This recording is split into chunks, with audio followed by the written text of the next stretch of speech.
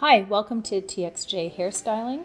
Today I'm going to walk you through how to use swatches to determine the natural level of hair.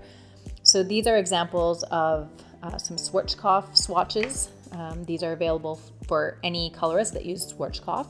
Every single professional brand has their own kind of versions of these. So in my classroom, we use Schwarzkopf and L'Oreal. So I'll give you an example of what the L'Oreal ones would look like. So you'd kind of get something like this to, most clients have seen something like this, might have picked out their colors using one of these swatches.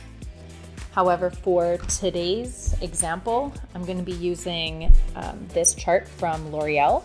So this has our dominating pigments, and these are our natural swatch finders. So it's extremely important that you use the natural swatches, not one that has like golden tones or anything like that. But yeah, so let's get started. First client is a brunette, and what I'm doing is taking a 1/2 inch section of hair and holding it up to let the light pass through it. This is really important when running these swatches along so that I can see which one it blends in with the best. Here we can see that it blends in with the 5 the best, making it a light brown. Our next client looks a lot lighter than the first one, and I'm doing the exact same thing, holding the hair up at the crown. And here we can see that this client is a level 6 around here. But we're also going to look at the front of the head. Here, because the light hits it and it lightens up a lot more, it kind of goes between a 6 and a 7. And then this is the end of this client's hair, and it's kind of sitting more around an 8.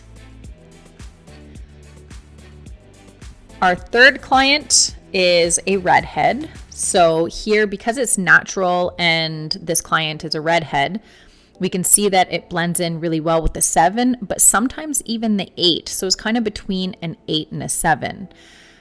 Really warm hair is kind of tricky. What you want to do is, if you're formulating color, you kind of want to take it from the darker, which is the level 7, and start your formulation from there, because lighter hair, or warmer hair, it appears lighter than it actually is. So I hope you found this video helpful, and please like and share, subscribe, and comment down below if you have any further questions. Thank you, and until next time.